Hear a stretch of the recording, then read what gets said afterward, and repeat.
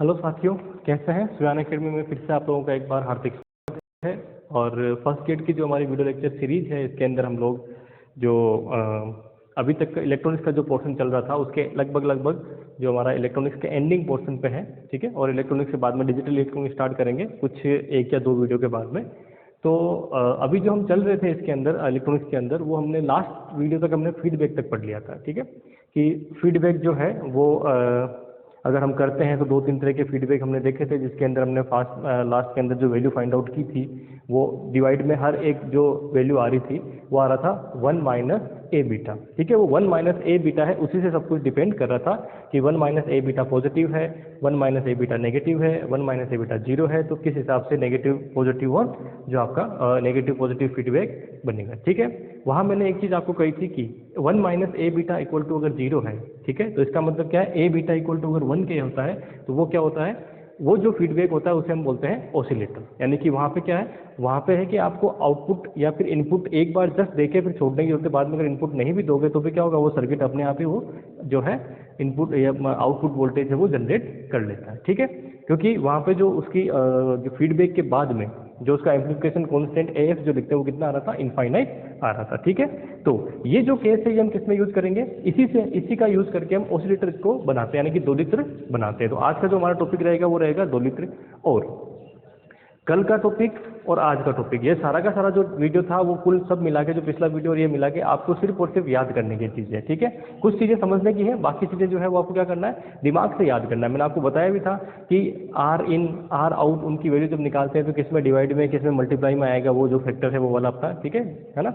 तो उसमें दिमाग लगा के कि भाई इनपुट का रेजिस्टेंस ज़्यादा होना चाहिए, आउटपुट कम होना चाहिए, उस हिसाब से हमने देखा था। फ्रीक्वेंसी रिस्पॉन्स बढ़ना चाहिए, उस हिसाब से हमने देखा था, ठीक है। ये सारी चीज़ें हमने उस दिन देख ली थी कल वाले वीडियो में, ठीक है। तो आज मुझे स्टार्ट करना है हमारा नेक्स्ट टॉपिक ऑसिलेटर। और ये भी जो टॉपिक है इसमें भी जो है कुछ कंडीशंस होंगी, ठीक है। जितने भी ऑसिलेटर में करवाने वाला हूँ 3 या 4 ऑसिलेटर हम लोग पढ़ेंगे, 4 हाँ करीब 4-5 पढ़ लेंगे ना। तो ये 4-5 ऑसिलेटर हम आज पढ़ने वाले हैं। इस ऑसिलेटर के अंदर आपको मैक्सिमम क्या ध्यान रखना है, एक ही चीज़ का ध्यान रखना है कि आपको उसकी एक तो फ्रीक्वेंसी कितनी होती है और दूसरा उसके लिए कंडीशन क्या होती है। जब जो ए बीटा है उसको 1 रखने के लिए क्या कंडीशन होती है, वो हमें दो चीज़ दिमाग में रहनी चाहिए, ठीक है। डेरिवेशन पे फिर मैं नहीं जाऊँगा क्योंकि डेरिवेशन हमारे कोर्स की बात नहीं है। हमें फर्स्ट ग्रेड का एग्जाम देना है और उस फर्स्ट ग्रेड के एग्जाम में डेरिवेशन का कोई मतलब नहीं है, ठीक है। जब मैं नेट के प्रिपरेशन वगैरह सब करवाएंगे तब देखेंगे डेरिवेशन किस तरह से हम उसका करते हैं ना, क्योंकि वहाँ पे ऑसिलेटर आपको जनरेट करके दिया जाता है। तो आज का जो टॉपिक है स्टार्ट करते हैं। तो आज का टॉपिक है हमारा ऑसिलेटर, ठीक है। तो ऑसिलेटर के अंदर सबसे इंपॉर्टेंट चीज आती है वो होता है टैंक सर्किट। टैंक सर्किट का मतलब क्या है कि जब भी आप एक ऑसिलेटर के बारे में पढ़ेंगे तो उसके अंदर एक आपके पास कॉइल होगी, ठीक है, और एक कैपेसिटेंस, ये दो तो होंगे। ये सबसे इंपॉर्टेंट है, इसे हम क्या बोलते हैं, टैंक सर्किट, ठीक है। अब होता क्या है, देखिए नॉर्मली अगर मान लीजिए आप इस तरह से एक टैंक सर्किट को यूज करते हैं तो उसमें क्या होगा कि आपने पहले क्या किया, इसमें एक कोई भी पॉजिटिव वोल्टेज यानी कि आपने कोई डीसी वोल्टेज दिया। डीसी वोल्टेज देंगे तो मान लीजिए ये पॉजिटिव और ये नेगेटिव था, तो उस केस में क्या हुआ कि ये जो आपके पास कैपेसिटर है ये क्या होगा, चार्ज होगा। इसमें करंट फ्लो करेगी तो क्या हो जाएगा, चार्ज हो जाएगा, ठीक है। चार्ज होने के बाद जैसे आप उसको वहाँ से हटा लेते हैं सर्किट को, तो क्या होगा, अब इस पॉजिटिव से नेगेटिव तरफ क्या होगा, डिस्चार्ज होगा, ठीक है। तो डिस्चार्ज होने की वजह से क्या होगा, ये जो कोइल है इसके अंदर क्या होगा, जब इसमें करंट फ्लो करेगी कोइल के अंदर, तो हमने देखा है ना, फैराडे इफेक्ट और इलेक्ट्रोमैग्नेटिक इंडक्शन क्या कहता है कि जब भी कोइल में से करंट फ्लो करेगी तो क्या होगा, वहाँ पे एक, अगर उसका फ्लक्स चेंज हो रहा है तो क्या होगा वहाँ पे एक, क्योंकि ये करंट कैसी है, वोल्टेज धीरे धीरे कम होगा, डिस्चार्ज होगा ना, तो डिस्चार्ज होगा इसका मतलब करंट क्या हो रही है, करंट की में वेरिएशन आ रहा है, करंट में टाइम के साथ चेंज हो रही है, ठीक है। करंट टाइम के साथ चेंज हो रही है तो क्या होगा यहाँ पे, ये जो एनर्जी हमारे पास किसमें थी, ये जो एनर्जी हमारे पास यहाँ होती है वो थी इलेक्ट्रिक एनर्जी कंप्लीटली, है ना, यूई कह देता हूँ इसको, है ना। जो यूई थी वो कितनी थी, हाफ CV स्क्वायर, है ना, या क्यू की फॉर्म में लिखूंगा तो क्या हो जाएगा, हाफ क्यू स्क्वायर अपॉन सी एनर्जी की, ठीक है। अब ये एनर्जी क्या होगी, फिर से किसमें होगी, मैग्नेटिक एनर्जी में चेंज होगी, और मैग्नेटिक एनर्जी इसमें जब चेंज होगी तो क्या बन जाएगी, ये बन जाएगी हाफ LI स्क्वायर बन जाएगी, ठीक है। फिर अगले बार में क्या होगा, जब ये इस तरह से आपके पास एक साइकिल कंप्लीट होगा, ये कंप्लीटली डिस्चार्ज हो जाएगा, तो ये क्या होगा, कंप्लीटली चार्ज एनर्जी किसमें आ जाएगी, सारी मैग्नेटिक एनर्जी में। इलेक्ट्रोमैग्नेटिक इंडक्शन की वजह से क्या होगा, फिर से ये चार्ज होगा। चार्ज कौन से डायरेक्शन में होगा, अभी अपोजिट डायरेक्शन में करंट इसमें फ्लो कर जाएगी। ठीक है, तो ये प्रोसेस क्या होगा, बार बार चलता रहेगा। तो इसका मतलब क्या हुआ, एक बार करंट ऐसे फ्लो करेगी, फिर ऐसे करेगी, फिर ऐसे करेगी, फिर ऐसे करेगी। तो ये क्या हो गया, ये हमने डीसी करंट दी, फिर वहां से हमने क्या निकाल ली, एसी करंट, यानी कि अल्टरनेटिव करंट जो है हमने जनरेट कर ली है। और इसकी जो फ्रीक्वेंसी आती है वो कितनी आती है, 1/2 पाई रूट में LC। ठीक है, ये इसकी क्या आती है, फ्रीक्वेंसी। तो ये टैंक परिपथ है ना, इसे क्या बोलते हैं, टैंक परिपथ। और किसी भी ऑसिलेटर में ये होना बहुत जरूरी है, यानी कि एक इंडक्टर और एक जो है कैपेसिटर आपके पास उसके अंदर नॉर्मली मिलेगा ही मिलेगा। ठीक है, कुछ RC फेज शिफ्ट के ऑसिलेटर है, वो थोड़ा सा एक अलग केस आ जाता है। बाकी लगभग आपको जो भी ऑसिलेटर पढ़ेंगे उसमें ये चीज मिलेगी मिलेगी। ठीक है, दूसरी की एक ऑसिलेटर जो होगा उसमें क्या करना पड़ेगा हमें, बार्कहाउज़न जो कसौटी है उसके अकॉर्डिंग क्या करना है कि बार्कहाउज़न कसौटी के अकॉर्डिंग जो है आपको एक है ना, एक लिख लेना ऑसिलेटर के लिए कंडीशन। ठीक है, कंडीशन क्या है, पहला है बार्कहाउज़न कसौटी।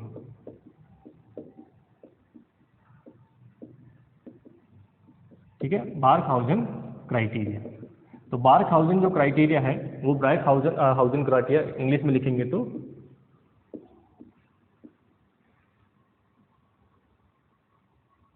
बार्कहाउज़न।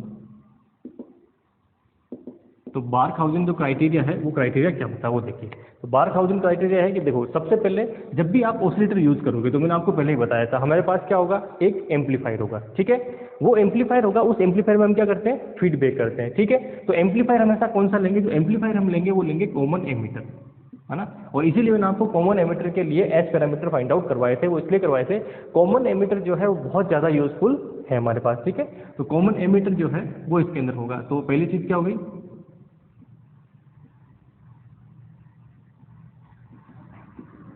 ठीक है, पहला आपके पास जो क्वेश्चन बनता है इस ऑसिलेटर में से, कौन सा क्वेश्चन बनता है कि जब हम ऑसिलेटर यूज करते हैं तो ट्रांजिस्टर का कौन सा जो है हमारे पास कॉन्फ़िगरेशन यूज करेंगे। तो कौन सा कॉन्फ़िगरेशन होगा, कॉमन एमीटर एम्पलीफायर यूज करेंगे। ठीक है, तो एम्पलीफायर समझ में आ गया। तो पहली बात क्या है कि एम्पलीफायर में हमेशा कौन सी चीज यूज करेंगे, कॉमन एमीटर को ही यूज करेंगे, कॉमन बेस या कॉमन कलेक्टर नहीं करेंगे। तो ऑप्शन में आपके पास तीनों होंगे। ठीक है, या फिर लास्ट ऑप्शन हो जाएगा यानी कि उपरोक्त सभी।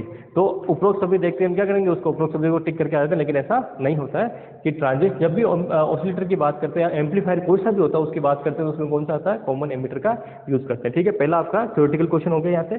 ठीक है, अगला देखिए, जब कॉमन एमीटर को यूज करते हैं तो बार्कहाउज़न क्राइटेरिया दो होते हैं। ठीक है, क्या होता है कि जो ए बीटा है आपके, है ना, जो पास जिसको लब्धि यानी कि जो लूप गेन बोलते हैं, है ना, तो लूप गेन कितना होना चाहिए, ये 1 होना चाहिए। ठीक है, देखिए, क्योंकि ये 1 होगा तो ही क्या होगा, आपके एफ जो होता है वो कितना होगा, ए, है ना, ये होता है। तो अगर ये 1 होगा तो 1 - 1 इक्वल टू कितना हो गया, ये हो गया आपके पास 0। 0 करेंगे तो कितना हो जाएगा, इनफाइनाइट। तो एफ कितना हुआ, इनफाइनाइट। तो कंडीशन क्या है उसके लिए कि ए बीटा जो है, यानी कि आप जो फीडबैक करते हो, फीडबैक की वैल्यू कितनी आनी चाहिए, उसकी ए इंटू बीटा की वैल्यू वो आनी चाहिए 1 के इक्वल आनी। दूसरी जो कंडीशन है इसके अंदर, अच्छा, कि इसमें आते हैं, ये कंडीशन होगी पहली। दूसरी जो कंडीशन है बार्कहाउज़न की, ये तो पहली कंडीशन है ना। दूसरी जो कंडीशन होगी बार्कहाउज़न की वो ये है, जो फीडबैक हम करते हैं। ठीक है, तो जो फीडबैक हम करते हैं वो जो फीडबैक में, जैसे मान लीजिए इसकी बात मैं कर रहा था, मैं एक डायग्राम बना भी देता हूँ उसका, कि जब हम एम्पलीफायर था हमारे पास इस तरह से, ये एम्पलीफायर, ठीक है, ये इसका आउटपुट, ये इसका इनपुट, और यहाँ से हमने क्या किया था, फीडबैक किया था बीटा से, है ना। तो ये जो फीडबैक कर रहे हैं एम्पलीफायर के अंदर, तो जो फीडबैक हम वोल्टेज कर रहे हैं यहाँ से बीटा वी नोट, ठीक है, तो जो बीटा वी नोट ये क्या होना चाहिए, ये जो है अपने पास इनपुट जो है, उस इनपुट के क्या होना चाहिए, 0 या फिर 2 पाई का इंटीजर मल्टीपल होना चाहिए। क्या होना चाहिए, पूर्ण गुणज होना चाहिए, इंटीजर मल्टीपल। इसका मतलब क्या है कि इनपुट अगर इस तरह से है तो ये वाला जो फीडबैक होगा वो भी क्या होगा, इस तरह से ही होना चाहिए, यानी कि 0 या फिर 2 पाई के इंटीजर मल्टीपल में होना चाहिए। ठीक है, इसमें कोई चेंजेस, यानी कि इसमें कोई जो है, जो आपके पास फेज डिफरेंस है दोनों के बीच में, वो फेज डिफरेंस कितना होना चाहिए, 0 या 2 पाई के पूर्ण गुणज यानी कि इंटीजर मल्टीपल होना चाहिए। ठीक है, तो यहाँ लिख देता हूँ कि जो आपका पास लूप फीडबैक है ना, जो फीडबैक है, loop feedback must be integer multiple of 0 और 2 पाई। ठीक है, यानी कि आप ये भी लिख सकते हैं कि जो आपका लूप उसको क्या बोलेंगे, लूप लब्धि, एक सेकंड में देख लेता हूँ, पूर्ण पास में है ना, ठीक है, यानी कि ये लिख सकते हैं कि पूर्ण पास में जो है पूर्ण पास में कलांतर है ना, पूर्ण पास में जो कलांतर है, कलांतर 0 या 2 पाई का क्या होना चाहिए, पूर्ण गुणज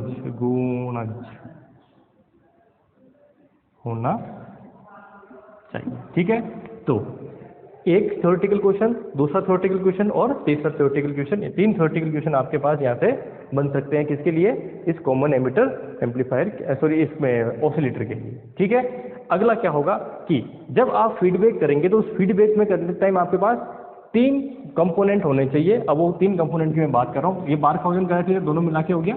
ठीक है, अब आ जाते हैं अगले पर कि या फिर कह सकते हैं कि जो इसमें दूसरे वाले को क्या कह सकते हैं, जो फीडबैक होगा वो क्या होगा, 0 या फिर 2 पाई के जो है वो इंटीजर मल्टीपल में होना चाहिए ना, फीडबैक भी कह सकते हैं उसको, और लूप जो है वो गेन भी कह सकते हैं। यानी कि जो मैंने आपको बताया ना, बीटा भी आउटपुट है, वो जो वैल्यू आपको मिलेगी वो क्या होनी चाहिए, इस तरह से होनी चाहिए। ठीक है, तो अब होगा क्या इसके अंदर, तो आप देखिए जब हम कॉमन एमिटर को यूज करते हैं है ना, कॉमन एमिटर एम्पलीफायर को यूज करते हैं, तो ये क्या करता है कि आउटपुट और इनपुट के बीच में है ना, तो 180 डिग्री का क्या करता है, फेज डिफरेंस ला देता है।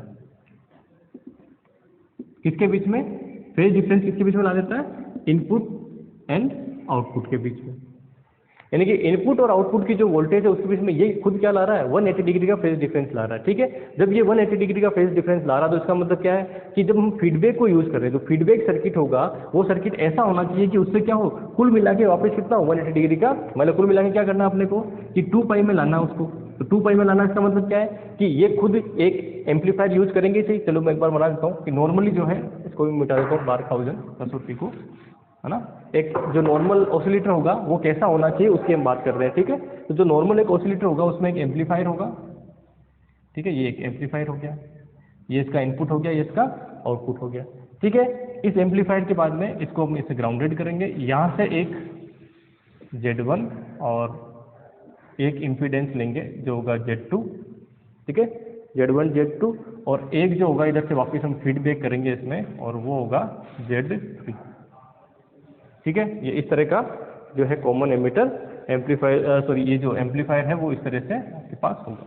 ठीक है, चलिए ये आप दिमाग में रखेंगे कि 2 आपके पास Z1 Z2 एक Z3, यानी कि 3 जो है इम्पीडेंस होंगी। अब ये रिएक्टेंस होगा कि क्या होगा वो उसकी बात हम बाद में करेंगे। इस तरह का जो मेनली जो भी आप ऑसिलेटर पढ़ेंगे उसमें एक एम्पलीफायर होगा। ये एम्पलीफायर कौन सा है, कॉमन एमिटर कॉन्फ़िगरेट है। तो अगर आप मान लीजिए यहाँ इनपुट देते हैं तो ये क्या करता है, आउटपुट जो लाएगा उस आउटपुट इनपुट के बीच में जो फेज डिफरेंस लाएगा वो कितना लाएगा, 180 का लाएगा। अब यहाँ से जो हम फीडबैक कर रहे हैं तो क्या होना चाहिए, ये जो फीडबैक करके वहाँ जाएगा, बार्कहाउज़न कसौटी क्या कहती है, यह कि यहाँ आने वाला या तो 0 होना चाहिए, कितना होना चाहिए फेज डिफरेंस इसमें, या तो फेज डिफरेंस 0 होना चाहिए या 2 पाई होना चाहिए। तो इसका मतलब ये जो हमने सर्किट लिया है ये वाला, ठीक है, जो फीडबैक वाला सर्किट है, ये फीडबैक वाला सर्किट है, वो कितना करना चाहिए, फीडबैक वाले सर्किट को 180 डिग्री का और फेज डिफरेंस लाना पड़ेगा। तो 180 प्लस 180 यहाँ अंदर जाएगा, कितना हो जाएगा टोटल मिला के 2 पाई, यानी कि 360 डिग्री हो जाएगा। तो कुल मिला के हमारी कंडीशन सेटिस्फाई हो जाएगी। ठीक है, तो तीसरा इसमें क्वेश्चन क्या बना हमारे पास, तीसरा क्वेश्चन ये बना कि जो आपका फीडबैक सर्किट है वो फीडबैक सर्किट है वो कितना फेज डिफरेंस उसको पूर्ण ना टोटल मिला के कितना फेज डिफरेंस उसको चाहिए। ठीक है, कितना फेज डिफरेंस उसका होना चाहिए ना। क्वेश्चन क्या होगा कि एक फीडबैक ऑसिलेटर के अंदर जो फीडबैक सर्किट है उस फीडबैक सर्किट का जो फेज डिफरेंस है वो कितना होना चाहिए। ठीक है, तो कितना होना चाहिए, 180 डिग्री कलांतर जो है वो कितना होना चाहिए, इसका 180 डिग्री का कलांतर होना चाहिए। ठीक है, चलिए अब इसके अंदर तीसरा आगे वाला, मतलब ये लिखते रहना आप लोग। ठीक है, ये कितना होगा, 180 डिग्री का जो है फीडबैक क्या कर देना चाहिए, फीडबैक सर्किट है वो क्या करेगा, 180 डिग्री का फेज डिफरेंस ला देगा। ठीक है, तो फीडबैक सर्किट का फेज डिफरेंस कितना होगा, वो होगा 180 डिग्री। ठीक है, कितना होना चाहिए, 180 डिग्री होना चाहिए। ठीक है, लिख लिया होगा। अगला देखिए, अगला Z1 Z2 और Z3 में क्या रिलेशन होना चाहिए था कि ये कैसे होना चाहिए। ठीक है, अभी मैंने आपको टैंक सर्किट पढ़ाया था, टैंक सर्किट में मैंने क्या लिया था, इंडक्टर और कैपेसिटर। तो इसका मतलब क्या है, इंडक्टर और कैपेसिटर में से भी कुछ होना चाहिए ये। ठीक है, तो कंडीशन ये है इसके अंदर कि Z1 और Z2 जो है वो होंगे सेम। और Z3 क्या होगा इसका, डिफरेंट होगा, यानी कि अपोजिट होगा। अब सेम का मतलब क्या है, देखिए होंगे ये क्या, या तो होंगे ये दोनों कैपेसिटर, ठीक है, और ये इंडक्टर, या होंगे ये दोनों इंडक्टर और ये कैपेसिटर, ठीक है, समझ पा रहे हैं मेरी बात को। सेम का मतलब क्या है कि या तो क्या होंगे कैपेसिटर या क्या होंगे इंडक्टर, ठीक है। इसका उल्टा, इसमें क्या हो जाएगा, पहला कैपेसिटर है तो ये क्या रहेगा इंडक्टर, और दूसरा क्या रहेगा कैपेसिटर। बस ये दिमाग में रखेंगे, समझ पा रहे हैं मेरी बात को, कि फर्स्ट में ये सेकंड में ये, कि अगर Z1 Z2 कैपेसिटर है तो ये क्या रहेगा अपने पास, ये वाला Z3 इंडक्टर रहेगा, और अगर Z1 Z2 इंडक्टर है तो ये तीसरा क्या रहेगा, ये कैपेसिटर रहेगा। यानी कि ये दोनों क्या रहेंगे, ये दोनों रहेंगे सेम, मतलब जो भी इनका रिएक्टेंस है वो रिएक्टेंस क्या रहेगा, सेम रिएक्टेंस रहेगा। यानी कि ये अगर कैपेसिटिव रिएक्टेंस है तो दोनों कैपेसिटिव रहेंगे, और इंडक्टिव है तो दोनों इंडक्टिव रहेंगे, और अगर ये कैपेसिटिव है तो ये क्या रहेगा इंडक्टिव, और ये अगर इंडक्टिव है तो ये क्या रहेंगे कैपेसिटिव रहेंगे। तो ये चीज़ आपको दिमाग में रखनी है। तो कुल मिला के टैंक सर्किट के बारे में ये होगा, टैंक सर्किट या फिर जो फीडबैक सर्किट है, वो जो फीडबैक सर्किट है उसमें ये चीज़ें जो है आपके होनी चाहिए किसी भी ऑसिलेटर के लिए, ये कंडीशन आपको पता होनी चाहिए, ठीक है। अब जब इतनी सारी चीज़ें हमारे पास आ गई है, ठीक है, तो उसके बाद हम आगे बढ़ते हैं कि ये चीज़ें सब मैंने आपको पहले कहा था कि क्या होनी चाहिए, आपको याद रखने वाली चीज़ें, ठीक है, समझने वाली चीज़ें हैं, एक बार समझ के और याद रख लीजिए, ठीक है। इसके डेरिवेशन पे मैं नहीं जाऊंगा, क्योंकि अगर मैं डेरिवेशन पे जाऊंगा तो मेरे को सिर्फ ये ऑसिलेटर पढ़ाने के अंदर कम से कम 5 से 6, यानी कि हमें हर एक ऑसिलेटर के लिए कम से कम 2 वीडियो बनाने पड़ेंगे, क्योंकि उसकी जो क्या कहते हैं कि कैलकुलेशन है वो इतनी लेंथी है कि हमें नॉर्मल तरीके से हम उसको सॉल्व नहीं कर सकते, है ना, कि हम चाहें कि भाई 5 मिनट में उसको सॉल्व कर दें बाकी तरीके से। जो 5 मिनट में सॉल्व होने वाली वो तो आपको करवा ही रहा हूँ, ठीक है। और सॉल्व करना जो है वो मैटर नहीं करता है सिलेक्शन लेने के लिए, ठीक है। सिलेक्शन लेने के लिए चीज़ें आपके मैटर करती है। तो ये चीज़ें आपके पास हो गई। चलिए नेक्स्ट हम चलते हैं कि अब हमारे पास ये तो हो गया ऑसिलेटर का बेसिक, कि ऑसिलेटर में क्या क्या होगा, ठीक है। अब आते हैं नेक्स्ट इसके अंदर कि जो हमारे ऑसिलेटर हैं वो कितने टाइप्स के हैं और उनको बारे में हम थोड़ी थोड़ी जानकारी ले लेते हैं, ठीक है। तो जो पहला ऑसिलेटर हम पढ़ने वाले हैं वो है कल्पित ऑसिलेटर, ठीक है। कौन सा है, वो है कल्पित ऑसिलेटर।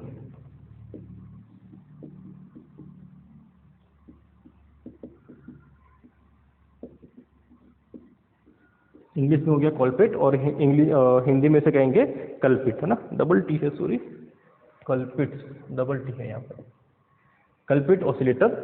अब ये कल्पित ऑसिलेटर क्या होता है उसकी बात करें। देखो, तो कोई भी ऑसिलेटर है उसकी बेसिक चीज क्या है, तो मैंने आपको क्या बताया, एक तो हमें लेना एम्पलीफायर, ठीक है। तो एम्पलीफायर का मतलब क्या हुआ, एम्पलीफायर का मतलब सिंपली ये हो गया कि हमें लेना है कॉमन एमिटर कॉन्फ़िगरेशन ट्रांजिस्टर का, ठीक है। बना देते हैं कॉमन एमिटर कॉन्फ़िगरेशन। तो ये हमारे पास ट्रांजिस्टर, कॉमन एमिटर, तो ये कॉमन एमिटर इस तरफ हो गया। और कौन सा लेना है, उसमें भी कॉमन एमिटर में भी एनपीएन वाला। मैंने आपको पहले ही बताया एनपीएन की जो है वो क्या होती है, मोबिलिटी, इलेक्ट्रॉन की मोबिलिटी ज़्यादा होती है होल की वजह से, तो कंडक्शन क्या करेगा, इलेक्ट्रॉन ज़्यादा करेगा, ठीक है। तो इसका मतलब क्या है, ये हमारा ई है, ये हमारा बी है और ये सी है, ठीक है। तो एनपीएन है, इसका मतलब क्या होगा, इस तरह से, है ना। चलिए नेक्स्ट, अब क्या करेंगे, ये हमारा ट्रांजिस्टर हो गया कॉमन एमिटर वाला। अब इसमें अंदर क्या करना है हमें कुछ, अब कॉमन एमिटर में भी मैंने आपको क्या बताया था, जब आपको कॉमन एमिटर ये वाला पढ़ाया था मैंने भी, ये जो क्या बोलते हैं अपने को ट्रांजिस्टर के बारे में बेसिक जो पढ़ाया था, उसके जस्ट अगला वाला वीडियो था जहां हमने सर्किट सोल्व किए थे ट्रांजिस्टर के लिए, क्यू पॉइंट फाइंड आउट किए थे। तो क्यू पॉइंट फाइंड आउट किए थे, तो मैंने आपको 2 तरह के, एक तो सेल्फ बायस्ड और एक दूसरा कौन सा बताया था, वोल्टेज जो डिवाइडर वाला है वो बताया था, ठीक है। और मैंने कहा था कि वोल्टेज जो डिवाइडर है वो सबसे ज़्यादा यूज़ किया जाता है, सबसे बेस्ट जो रहता है कौन सा रहता है, वोल्टेज डिवाइडर। तो यहाँ पर भी हम क्या यूज़ करेंगे, वोल्टेज डिवाइडर। तो वोल्टेज डिवाइडर में क्या होता है, यहाँ एक रजिस्टेंस और यहाँ एक रजिस्टेंस होता है, ठीक है। तो लगा दीजिए यहाँ रजिस्टेंस, यहाँ एक रजिस्टेंस, फिर यहाँ एक रजिस्टेंस, ये कनेक्टेड हो गया इस तरह से, ठीक है। R1 R2 इनकी वैल्यू होती है, ठीक है। तो हम लिख देते हैं ये हमारे R1, ये R2, ठीक है, हो गया। इधर क्या होगा, एक रजिस्टेंस रहेगा, ये भी तो होता है ना कॉमन एमिटर इसमें वोल्टेज डिवाइडर में, ठीक है। एक रजिस्टेंस यहाँ रहेगा जिसे हम RE कहते हैं, ठीक है। फिर यहाँ सिर्फ चेंजेस होगा कि यहाँ जो आप वोल्टेज दे रहे हैं, है ना, ये क्या होगी प्लस VCC, और यहाँ हम एक कोयल का यूज करते हैं, है ना। ऑसिलेटर में क्या है, यहाँ एक कोयल का यूज करते हैं, ठीक है। ये है हमारे पास एक, और ये कोयल जो है ये कौन सी है, रेडियो फ्रीक्वेंसी कोयल है। कौन सी है, रेडियो फ्रीक्वेंसी कोयल होती है, ठीक है। ये डायग्राम अगर आपको दिमाग में नहीं रहे तो कोई प्रॉब्लम नहीं है ना, थोड़ी डायग्राम दिमाग में रहना चाहिए। मतलब ये अगर एलसी वेलसी इतना अपने को नहीं रहे तो कोई समस्या नहीं है, क्योंकि हमारे पास इस सर्किट का कोई क्वेश्चन नहीं आना, सर्किट वहाँ पे नहीं दिया जाएगा, कोई सर्किट नहीं पूछा जाता है ना। जो पूछा जाता है वो मैं आपको लिखवा रहा हूँ सारी चीज़। तो ये क्या बन गया हमारे पास, ये यहाँ तक जो चीज़ें बनी है ये हो गया हमारे पास सिंपली एक कॉमन एमिटर कॉन्फ़िगरेशन, ठीक है। चलिए यहाँ से हम इनपुट देंगे ही सही, तो बात की बात है। अब इनपुट में क्या करना है, मैंने आपको पहले ही कहा था कि जब भी हम इसको यूज़ करते हैं ऑसिलेटर को, तो क्या है, एक सिंगल इनपुट देते ही क्या करेगा, वर्क करने लग जाएगा। वो हमने यहाँ दे दिया है ना। अब यहाँ से क्या करेंगे, फीडबैक, बाहर से क्या करेंगे, फीडबैक, ठीक है। तो फीडबैक करेंगे, उससे पहले एक चीज़ और है कि यहाँ जो लगता है, ये लगता है एक बाईपास देने के लिए इसको, ठीक है, CE, ठीक है, क्योंकि हम क्या कर रहे हैं, बाइसिंग करें तो अल्टरनेटिंग करंट को हम बाईपास देना, तो अल्टरनेटिंग करंट को इधर बाईपास देने के लिए हम एक इसका यूज़ करते हैं, ठीक है। देन उसके बाद में यहाँ से आउटपुट कहाँ लेते हैं, C पे हम लोग आउटपुट लेते हैं, कलेक्टर पे क्या लेते हैं, आउटपुट लेते हैं, ठीक है। अब यहाँ से क्या होगा, एमिटर के बाद हमने क्या देखा, Z1 Z2 और Z3, तो इसके अंदर क्या होगा, जो Z1 Z2 है ना, वो क्या रहते हैं, वो है कैपेसिटी, और जो आपके पास Z3 है वो है इंडक्टिव, क्या है, इंडक्टिव, ठीक है। तो Z1 Z2 कैसे कनेक्टेड होते हैं, Z1 Z2 होते हैं इस तरह से कनेक्टेड, ये इसको आगे बढ़ा देते हैं इधर, ठीक है। तो ये क्या है हमारे पास, Z1 और Z2 है। अच्छा, थोड़ा सा इसको नीचे लेना है, एक सेकेंड, क्योंकि ये तो सीरीज में हो गए, ये यहाँ पे और फिर ये यहाँ पे, ठीक है। तो ये हो गया C1, ये हो गया C2, ठीक है। नेक्स्ट इसके पैरेलल में क्या रहेगा, Z3, तो ये हमारा Z3 क्या रहेगा, इंडक्टर रहेगा, तो ये इंडक्टर इस तरह से हो गया, और इसका कनेक्शन जो है हम लोग यहाँ पे कर देंगे ग्राउंड से। अब ये होगा वापस फीडबैक, तो हम आगे लेके यहाँ से इस तरह से फीडबैक, ठीक है, ये फीडबैक कर दिया, बीच में ये हमने कैपेसिटर लगा दिया, क्यों लगा दिया, क्योंकि हमें क्या करना है, सिग्नल जो है उनको उसको रोकना है, किनको, DC वाले को, क्योंकि यहाँ से अल्टरनेटिंग वाला जाएगा ना आगे, ठीक है। तो इसकी जो दे रखा है वैल्यू वो है CB, और एक जो है कुल मिला के, अच्छा इसकी वैल्यू कितनी है, L, तो ये हो गया हमारे पास L। तो C1 C2 और जो है L जो है, ये हमारा क्या है, ये फीडबैक सर्किट है। ये क्या है, ये एम्पलीफायर है। एम्पलीफायर में भी कौन सा, वोल्टेज डिवाइडर जो वाला है, वो मैंने आपको पढ़ाया था अच्छे से, उसको सर्किट भी सोल्व करवाया था। ये वोल्टेज डिवाइडर वाला हम यूज़ करते हैं, ठीक है। तो ये क्या हुआ मेरा, ये हुआ कॉलपिट ऑसिलेटर, जिसके अंदर हमने क्या किया, तो दिमाग में क्या रखना है, ये दिमाग में अपने पास पहले से है कि कॉमन एमिटर यूज़ करेंगे, उसके साथ साथ दिमाग में क्या रखना है कि जो कॉलपिट ऑसिलेटर है उसके अंदर Z1 Z2 क्या होती है, कैपेसिटिव, और Z3 क्या होती है हमारे पास, इंडक्टिव होता है। तो ये चीज़ हमें दिमाग में रखनी है, जो आपके पास थ्योरेटिकल क्वेश्चन के अकॉर्डिंग होगा, ठीक है। चलिए, अब ये ऑसिलेटर की तरह कंडीशन जो है हमारे पास क्या, बारखाउज़न कंडीशन है, उसको सोल्व करेंगे, ठीक है। तो मैं सोल्व करना यहाँ पे आपको नहीं बता रहा हूँ, मैं डायरेक्टली इसकी वैल्यू लिख रहा हूँ ना, वो आपको पता होनी चाहिए वैल्यू, ठीक है। क्योंकि इसका सॉल्यूशन जो है, इसके लिए फिर अपने को एच पैरामीटर का डायग्राम बनाना पड़ेगा, फिर ये चीज़ें उसके अंदर ऐड करनी पड़ेगी, फिर उसका आउटपुट इनपुट सारा मिला के करना पड़ेगा, फिर बीटा निकालेंगे, ए निकालेंगे, दोनों को मल्टीप्लाई करेंगे, उनको एक के इक्वल रखेंगे, और देन उसके बाद सोल्व करेंगे। बहुत लेंथी प्रोसेस हो जाएगा और बहुत कॉम्प्लिकेटेड कैलकुलेशन है, तो मैं उस कैलकुलेशन पे आपको नहीं ले जाना चाह रहा, ठीक है। कम से कम 2 पेज की कैलकुलेशन तो आराम से मान के चलिए ये होगी।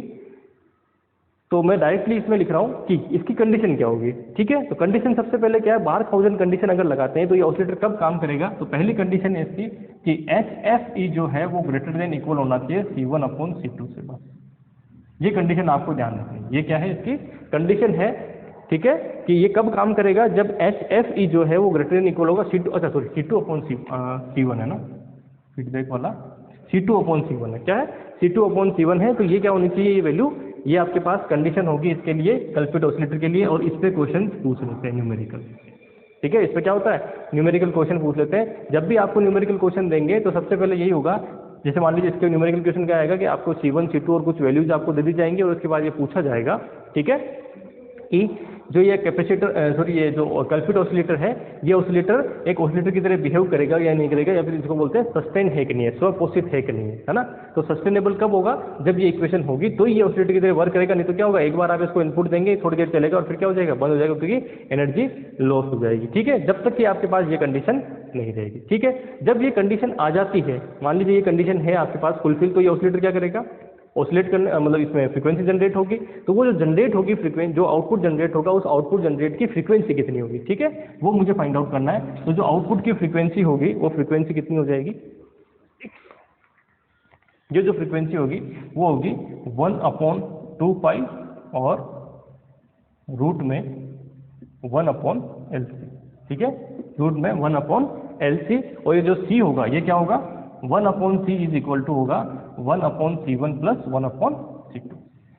ठीक है, 1/C1 प्लस 1/C2 जो है इसकी वैल्यू होगी। तो इसको मैं अगर आगे लिखना चाहूँ तो कैसे लिख सकता हूँ? सिमिलरली अगर मैं इसकी फ्रीक्वेंसी जो है वो फ्रीक्वेंसी हो जाएगी 1/2 रूट में 1/, ठीक है, 1/L, ठीक है, सॉरी 1/L, तो 1/L और 1/C प्लस 1/C2, ठीक है, ये इसकी फ्रीक्वेंसी होगी। तो दूसरा केस आपको जो दिमाग में रखना है वही।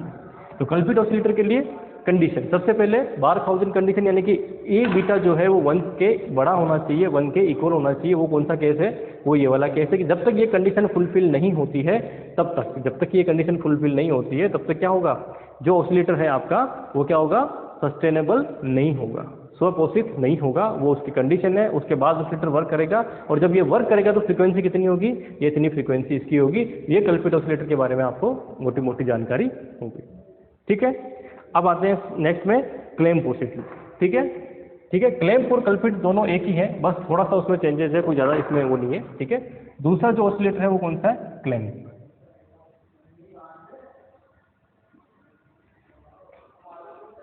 ठीक है, दूसरा ऑसिलेटर है हमारे पास क्लैंप, ठीक है, ये ऑसिलेटर है। तो इस वाले केस में क्या है? इस वाले केस में कोई चेंजेस नहीं है, सिर्फ और सिर्फ हमने क्या किया है, ये एक और कैपेसिटर यहाँ पे लगा दिया है C3। क्या किया है? एक और कैपेसिटर लगा दिया है, वो कौन सा है? C3 कैपेसिटर लगा दिया है। तो इसका मतलब जो फ्रीक्वेंसी होगी आपकी, मतलब बाकी सब कंडीशन सेम चलेगी, ठीक है, ये भी सेम ही है, वही है आपके पास, देख लीजिए कैपेसिटिव और इंडक्टिव है, बस एक ये एक्स्ट्रा लगा दिया। तो जो फ्रीक्वेंसी आएगी कंप्लीटली, वो फ्रीक्वेंसी क्या आएगी? वो सिर्फ चेंजेस होगी। और वो फ्रीक्वेंसी में क्या चेंजेस हो जाएगा वो आप देख लीजिए कि जो अपने C1 और C2 का जो हम कॉम्बिनेशन लेते थे, वो C1 C2 का कॉम्बिनेशन नहीं लेके और सिर्फ फ्रीक्वेंसी L और C पे डिपेंड करेगी। ठीक है, किस पे डिपेंड करेगी? L और C पे डिपेंड करेगी। तो जो यहाँ फ्रीक्वेंसी आने वाली है वो आने वाली है 1/2 रूट में L C3।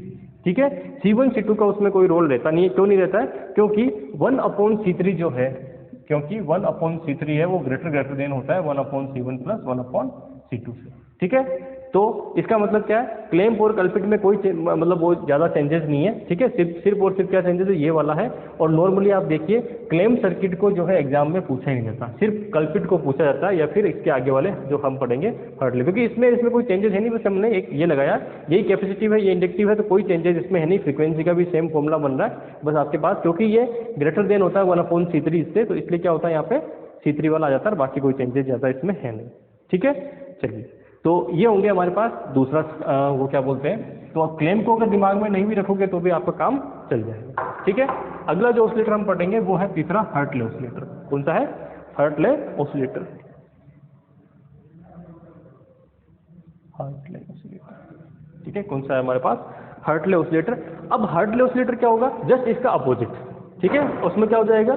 सिंपल सी बात है, उसके अंदर जो ये कैपेसिटिव और इंडक्टिव था इसको चेंज कर दीजिए, क्योंकि दोनों ये भी तो हो सकता है ना। अभी मैंने जो आपको कंडीशन लिखाई थी उसके अंदर, तो ये क्या होगा?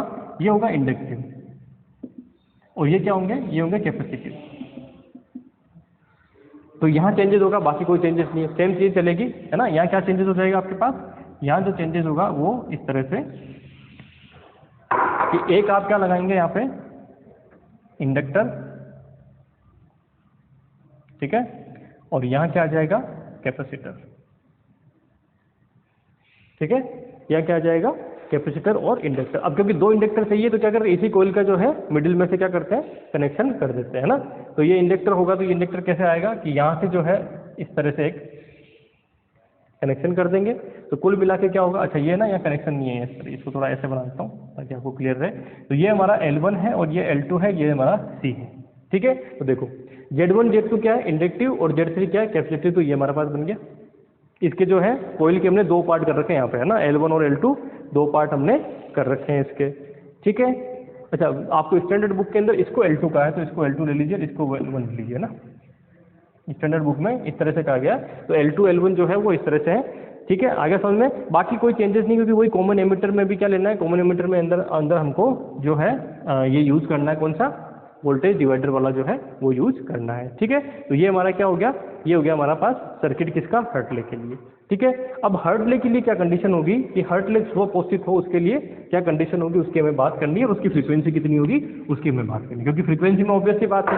देखिए ये दोनों है तो इनका क्या होगा, आपस में कनेक्टेड है तो इनका एक म्यूचुअल इंडक्टेंस भी होगा। तो म्यूचुअल इंडक्टेंस का भी आएगा, L1 L2 पे आएगा, C भी आएगा फ्रीक्वेंसी के अंदर, ठीक है। इन चारों पर डिपेंड रहेगी फ्रीक्वेंसी, ठीक है। पहले क्या देखते हैं कि इसकी बायरखाउजेन कसौटी के अकॉर्डिंग जो कंडीशन आती है वो कंडीशन क्या आती है, ठीक है। तो इसकी जो कंडीशन आती है वो आती है HF जो E है, HFE वो होना चाहिए ग्रेटर देन इक्वल, ठीक है, L1M अपॉन L2M के। किसके इक्वल होना चाहिए, L1 plus M upon L2 plus M के, ठीक है। तो HFE greater than equal to L1M upon L2M।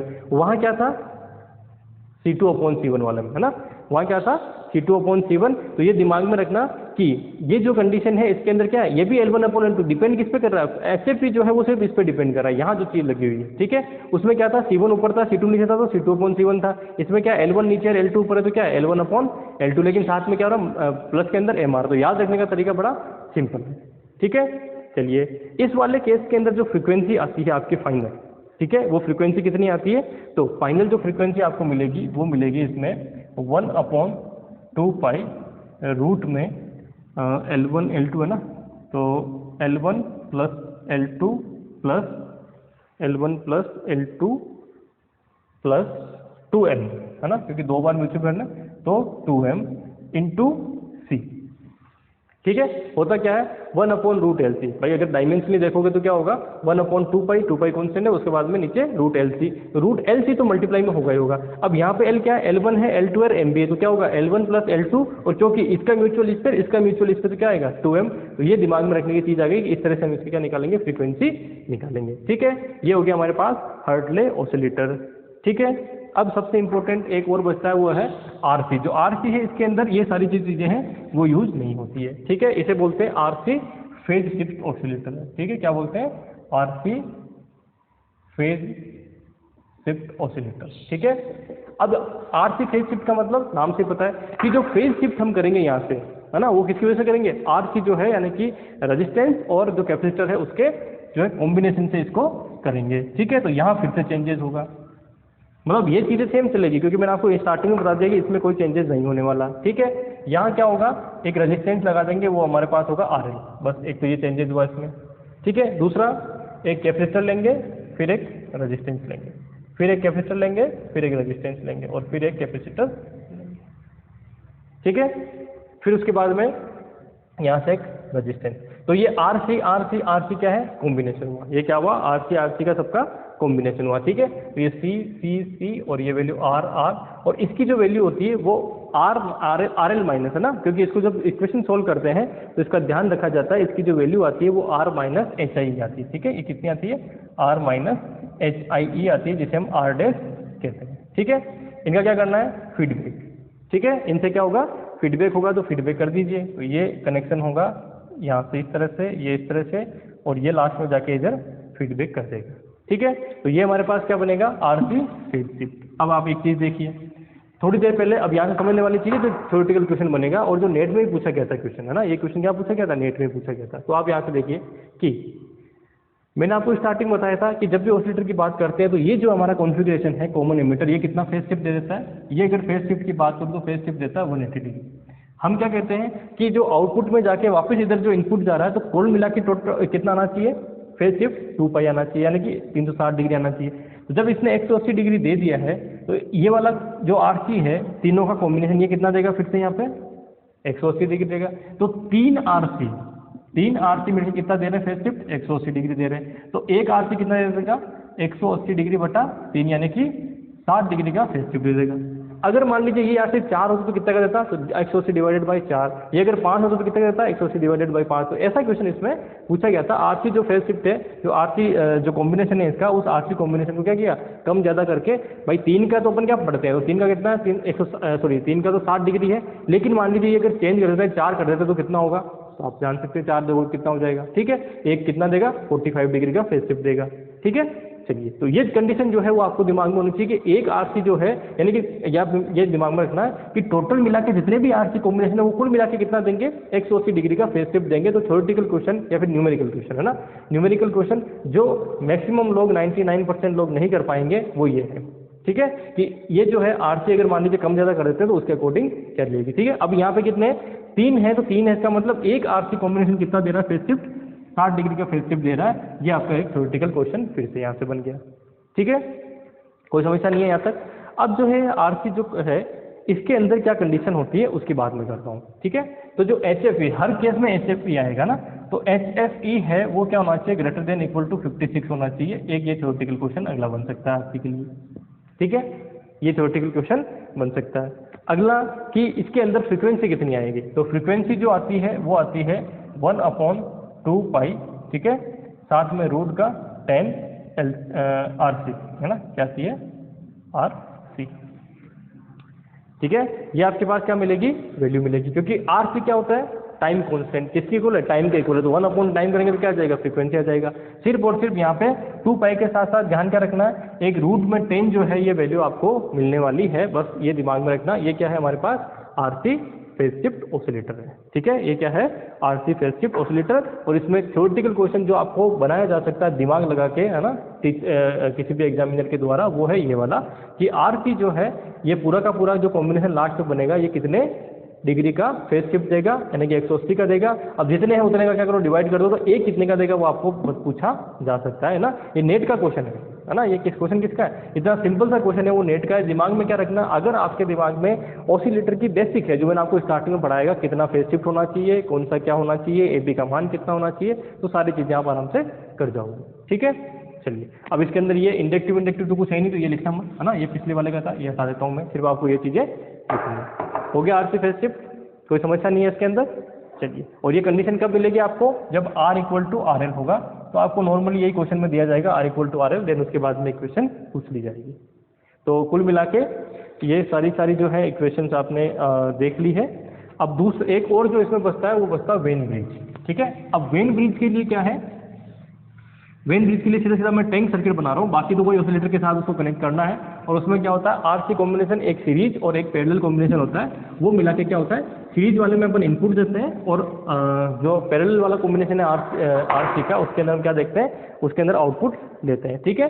तो अगला जो है आपके पास वो है वेन ब्रिज ऑसिलेटर, ठीक है। तो ये हो जाएगा वेन ब्रिज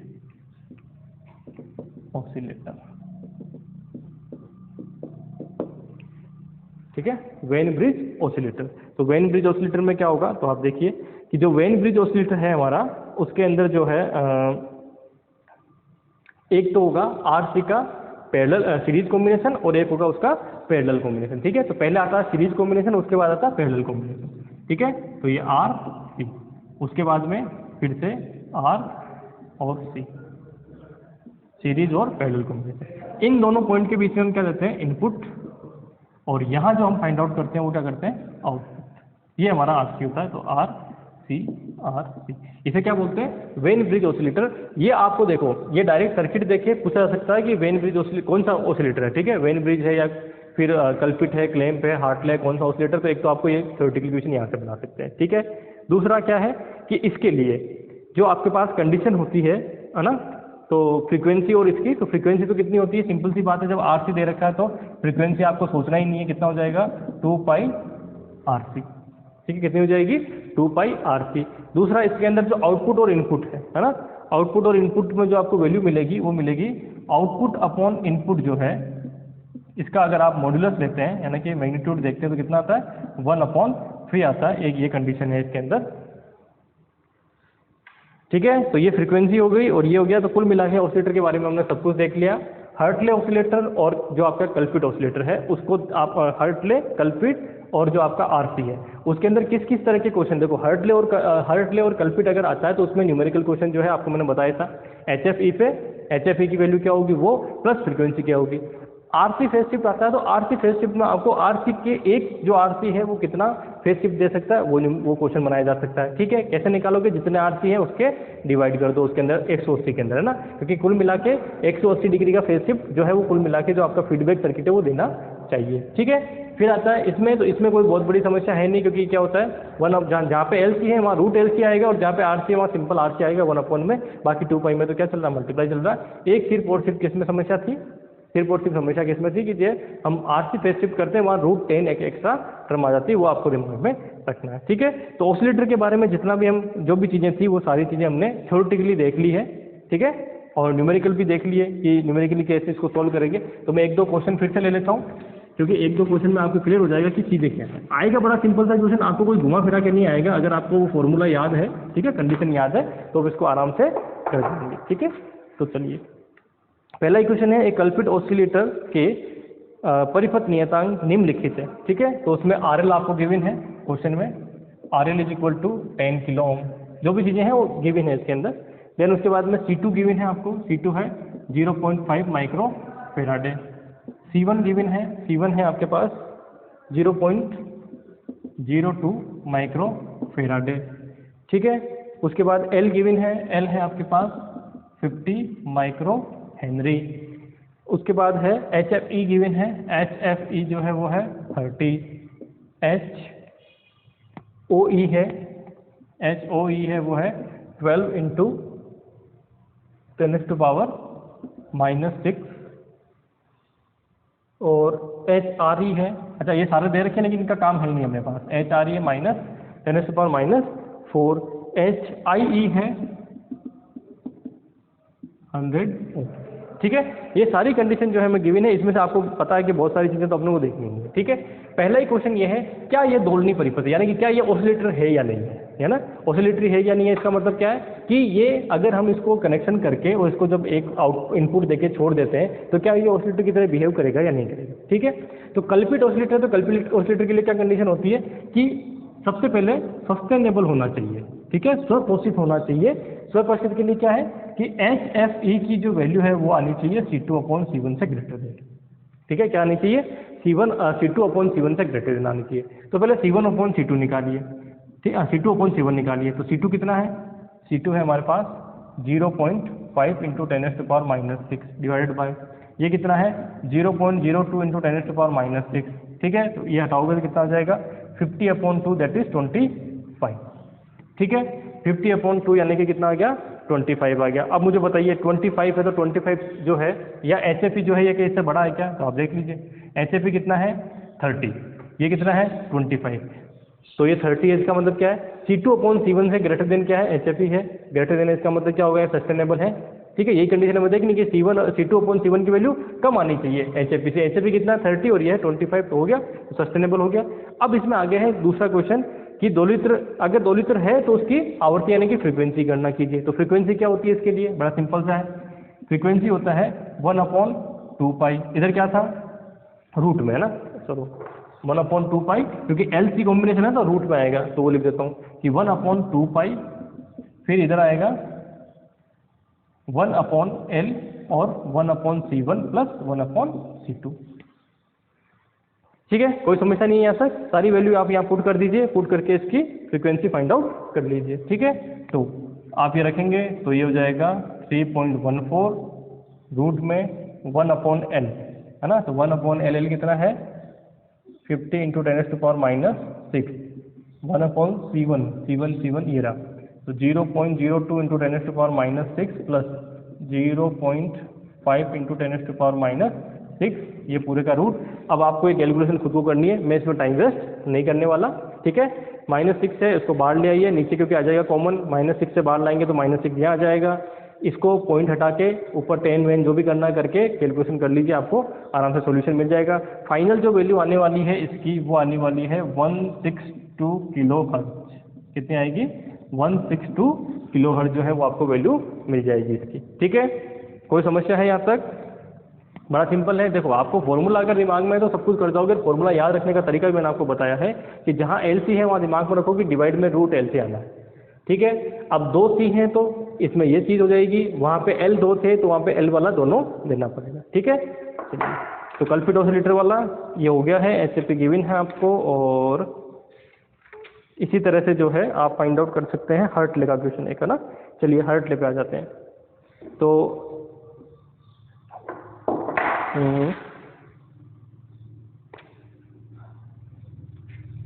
यही वाला क्वेश्चन ले लेते हैं हर्टले का।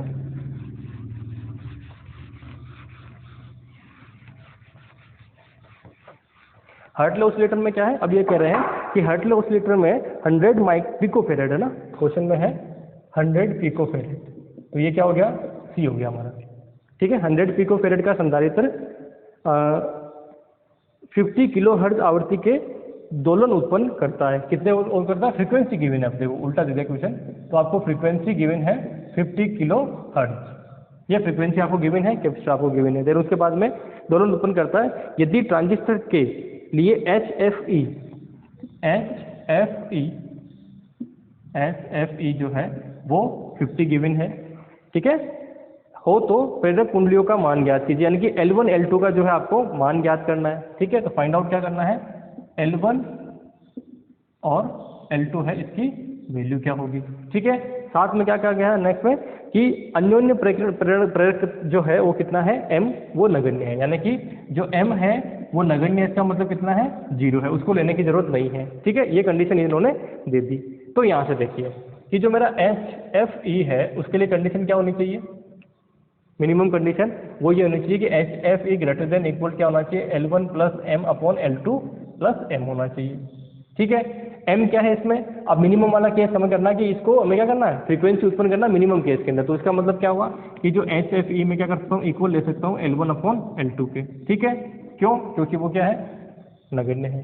ठीक है, और ये किसके बराबर है, ये बराबर है हमारे पास HFE कितना है, 50 के, तो ये 50 के, अच्छा 50 किलो हर्ट्ज है ना, सॉरी 50 ईयर, हाँ किलो हर्ट्ज तो फ्रीक्वेंसी है, HFE कितना है 50 के इक्वल है, तो हमने क्या लिख दिया इसको 50 के इक्वल कर दिया। तो इसका मतलब क्या हुआ कि जो हमारा L1 है वो कितना हो जाएगा, 50 L2 हो जाएगा। ठीक है, ये यहाँ से क्वेश्चन हो गया। दूसरा, अब L1 L2 एक इक्वेशन तो यहाँ से बन गई, दो पैरामीटर जब फाइंड आउट करें 2 इक्वेशन चाहिए, तो एक तो यहाँ से बन गई, दूसरा में फ्रीक्वेंसी गिवन है, तो फ्रीक्वेंसी वाले पे चल जाइए। फ्रीक्वेंसी क्या होती है, फॉर्मूला 1/2 इधर क्या लिखते हो, रूट में, क्योंकि LCA पे क्या आएगा, रूट आएगा, तो ये हमने रूट लगा दिया।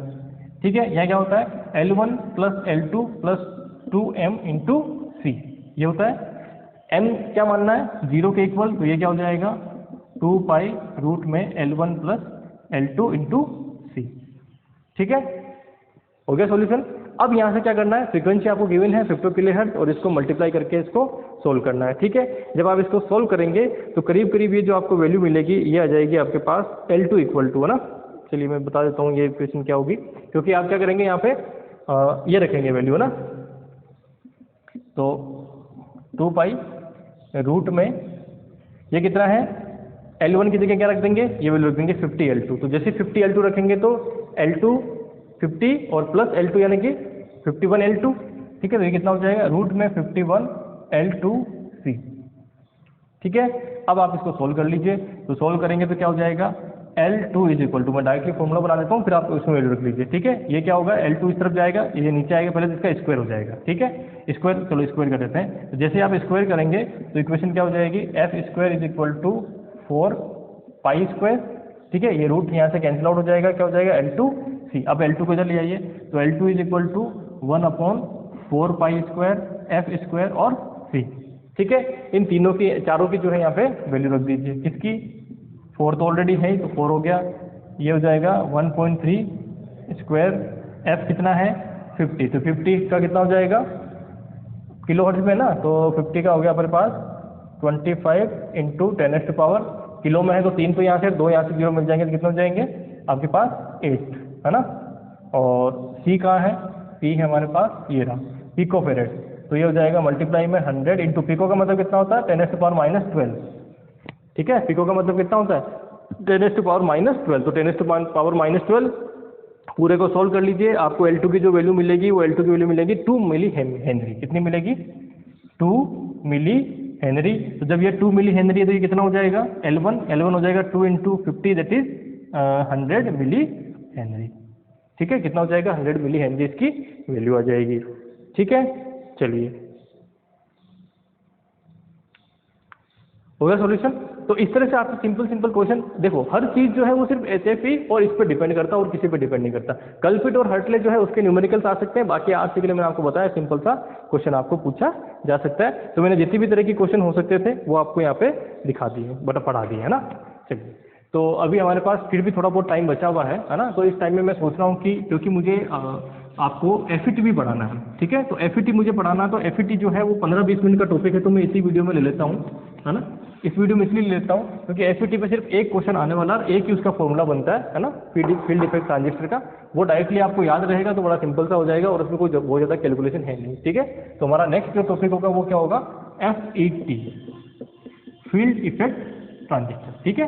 इससे पहले जो हमने ट्रांजिस्टर पढ़ा था वो क्या था, वो था हमारे पास बाई जंक्शन या बाईपोलर ट्रांजिस्टर। क्यों, देखो वो जो ट्रांजिस्टर हमने पढ़ा था, जो NPN या PNP ट्रांजिस्टर की जब हमने बात की थी, तो क्या हो रहा है उसके अंदर इलेक्ट्रॉन और होल दोनों की वजह से करंट क्या होती है, फ्लो करती है। किसकी वजह से, इलेक्ट्रॉन और होल दोनों की वजह से करंट फ्लो करती है, इसलिए उसे क्या बोलते हैं, बाईपोलर जंक्शन ट्रांजिस्टर, बाईपोलर बोलते हैं। और ये क्या होता है, ये होता है सबसे पहले यूनिपोलर। तो इसकी सबसे पहली अच्छी खासियत क्या है, ये क्या है, यूनिपोलर है, ठीक है। यूनिपोलर क्यों है, क्योंकि या तो इसमें से एक होल की वजह से करंट फ्लो करेगी, या तो होल की वजह से या फिर इलेक्ट्रॉन, दोनों की वजह से नहीं करेगी, दोनों में से किसी एक की वजह से क्या होगी, जो है वो करंट आपके फ्लो करेगी। इसलिए इसे क्या बोलते हैं, यूनिपोलर जो है, इसको यूनिपोलर ट्रांजिस्टर जो है वो बोलते हैं, ठीक है। दूसरा कि जब अब इसके बनावट में भी क्या होगा, थोड़ा सा चेंजेस होगा, ठीक है। ये भी क्या होते हैं, दो टाइप के होते हैं, है ना। कितने टाइप्स के होते हैं, 2 टाइप्स के। एक होता है N चैनल और एक होता है P चैनल, है ना। P चैनल और N चैनल दो तरह के इसमें ये जो है ट्रांजिस्टर होते हैं, ठीक है। जो N चैनल ट्रांजिस्टर होता है वो कैसा होता है, तो आप देखिए N चैनल FET। तो N चैनल FET जो होता है वो कैसा होगा, तो आप देखिए कि इसके अंदर ये आपके पास एक N टाइप सेमीकंडक्टर की क्या होगी, बार होगी या सबस्ट्रेट होगी, ठीक है। कौन सी है, ये N टाइप है, यानी कि जो चैनल कौन बना रहा है, N वाला। अब हम क्या करते हैं इसमें, ये जो इसके एरिया होते हैं इसके अंदर हाईली डोप करते हैं, किससे, P से। ये क्या होता है, हाईली डोपिंग होती है, तो क्या होता है P+। सिमिलरली इस तरफ जो है ये क्या होगा, थोड़ा सा चेंजेस करते हैं, ये क्या होती है, इसकी हाईली डोपिंग होती है। P+ लिखने का मतलब क्या है, हाईली डोप, और N का मतलब क्या है, ये सिर्फ नॉर्मल डोप होता है, ठीक है। तो ये क्या हुआ हमारे पास, तो इसको और इसको, ये दोनों क्या होते हैं, इसको बोलते हैं हम गेट। ये क्या होता है, गेट, ठीक है। ये जो पॉइंट होता है इसे हम बोलते हैं सोर्स। ये क्या होता है, सोर्स। ये क्या है, गेट, ये है सोर्स, ठीक है। और इसको बोलते हैं हम ड्रेन, ठीक है। गेट, सोर्स और ड्रेन, इससे क्या होते हैं, 3 पॉइंट होंगे, ठीक है। सिमिलरली जब हम N चैनल FET की बात करते हैं, तो N चैनल FET क्या होता है, इसके अंदर जो आपके पास सबस्ट्रेट होगी या जो बार होगी, वो बार कौन सी होगी, वो होगी आपके पास P टाइप की बार। P टाइप की क्या होगी, बार होगी। उसके बाद में यहाँ क्या होगा, डोपिंग करेंगे किसकी, N+ की, ठीक है। N+ का मतलब क्या हुआ, N+ का मतलब हुआ कि आपने हाईली डोप किया किससे, N से, यानी कि 5th ग्रुप से हाईली डोप किया है। इधर कितना था, 3rd ग्रुप से हाईली डोप था। ये भी क्या है, 5th ग्रुप से हाईली डोप्ड है। इसे फिर से हम क्या कहेंगे, गेट, और ये क्या है, हमारा P टाइप है ना। ये क्या होगा, फिर से सोर्स, और ये क्या होगा, ड्रेन, ठीक है। सोर्स, गेट और ड्रेन, 3 इसके पॉइंट होंगे, ठीक है। आगे समझ में यहाँ से। अब आप देखिए हम करते क्या है, इसको कनेक्शन कैसे करते हैं, उस कनेक्शन के आधार पे मैं आपको समझाऊंगा कि इसका सिंबल डायग्राम क्या होता है। जब इसको ऑपरेशन में यूज लेते हैं, यानी कि इसको जब यूज लेंगे तो क्या क्या कंडीशन है, देखो। जो सोर्स और गेट जो है, सोर्स और गेट क्या होना चाहिए, सोर्स और जो गेट है वो होना चाहिए आपके पास इसमें सोर्स और गेट ये होना चाहिए रिवर्स बायस में। क्या होना चाहिए, रिवर्स बायस में। और ये जो है वो किसमें होना चाहिए, फॉरवर्ड बायस में, ठीक है। सोर्स और ड्रेन जो है वो किसमें होना चाहिए, फॉरवर्ड बायस में, और सोर्स और गेट किसमें होना चाहिए, रिवर्स बायस में होना चाहिए। बस ये कंडीशन आपको दिमाग में रखनी है, ठीक है। तो देखिए मान लीजिए मैं क्या करता हूँ, N टाइप वाले का वो बनाता हूँ डायग्राम, है ना। तो N टाइप वाले का बनाऊंगा तो क्या करूंगा, पहले तो सोर्स और गेट दोनों को क्या करना है, मुझे रिवर्स बायस में करना है। तो क्या करता हूँ, पहले तो इनको कनेक्ट करूँ मैं यहाँ से, ठीक है, इस तरह से। ये जो है पहले तो दोनों गेट क्या होंगे, आपस में कनेक्ट होंगे, ठीक है। ये हमने कनेक्ट कर दिया। ये आप अलग से बनाना है डायग्राम, है ना, मैं इसके साथ ही बना रहा हूँ क्योंकि टाइम बचाने के लिए। ये बन गया इस तरह से। अब हमारे पास ये कुल मिला के क्या बना है, जो आपके पास एन टाइप जो है वो FET बना। अब इसको मुझे कनेक्शन करना है, तो सबसे पहले मुझे क्या करना है, सबसे पहले मुझे सोर्स और गेट के बीच में क्या लगानी है, रिवर्स बाइस लगानी है। क्या लगानी है, रिवर्स बाइस। ठीक है, तो रिवर्स बाइस लगाएंगे तो ये क्या है, एन टाइप और ये है पी टाइप। तो पी टाइप को किससे कनेक्ट कर देता हूँ, पी टाइप को नेगेटिव से कनेक्ट कर देता हूँ, और एन टाइप को किससे कर देता हूँ, पॉजिटिव से कनेक्ट कर देता हूँ। तो इसका मतलब क्या होगा, ये हो गई रिवर्स बाइस। देख पा रहे हैं, ये गेट यहाँ कनेक्शन नहीं है ना, ये दोनों गेट जो है मिल गए, फिर यहाँ किससे हुए, नेगेटिव से बैटरी कनेक्ट हो गया, और ये किसमें हो गया, इससे हो गया पॉजिटिव से। तो जब एन टाइप पॉजिटिव से और पी टाइप जो है वो नेगेटिव से कनेक्शन हो रहा है, इसका मतलब क्या है, रिवर्स बायस है। ठीक है, इसे वोल्टेज को क्या बोलेंगे, VGG बोल दिया। ठीक है, हो गया। अगला देखिए, अगला मैं क्या कह रहा हूँ, सोर्स और ड्रेन। तो ये सोर्स वाला आगे गया, ये ड्रेन इधर से आएगा।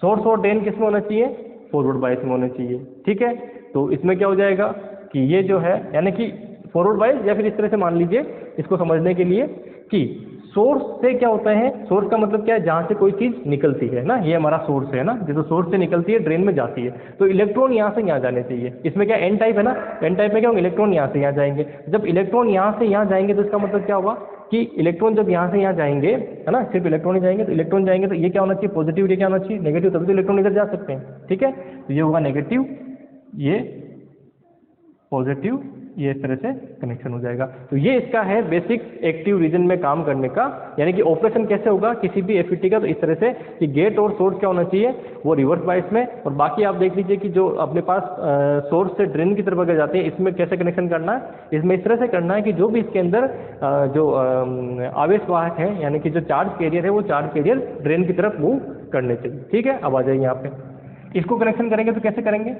पहले तो आप गेट को आपस में कनेक्शन कर दीजिए, ये कर दिया गेट को आपस में कनेक्शन।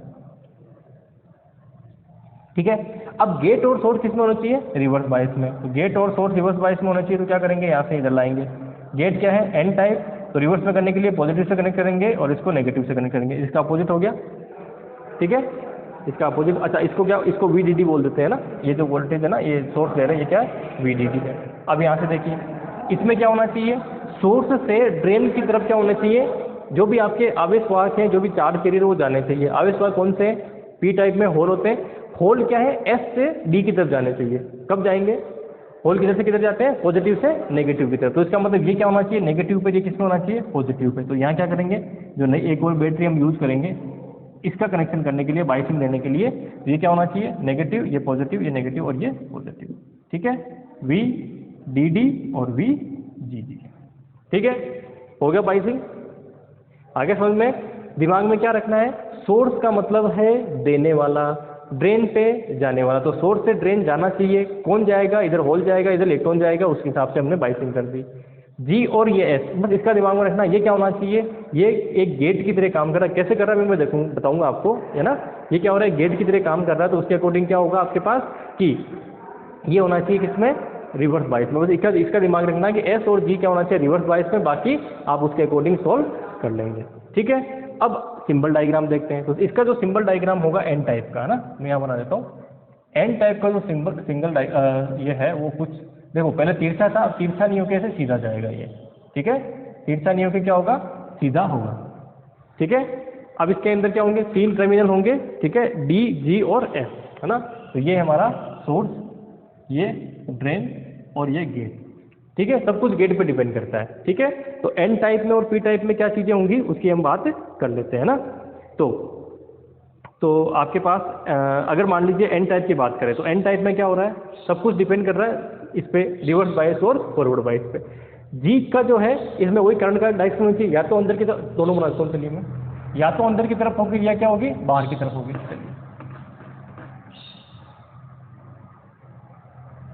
ये भी हमने इस तरह से बता देते हैं।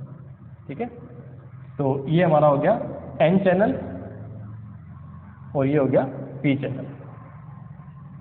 पी चैनल और एन चैनल में क्या होगा, ठीक है, सब कुछ किस पे डिपेंड करेगा, सब कुछ डिपेंड करेगा जिससे जी पे हम कौन सी बाइसिंग दे रहे हैं उसके अकॉर्डिंग।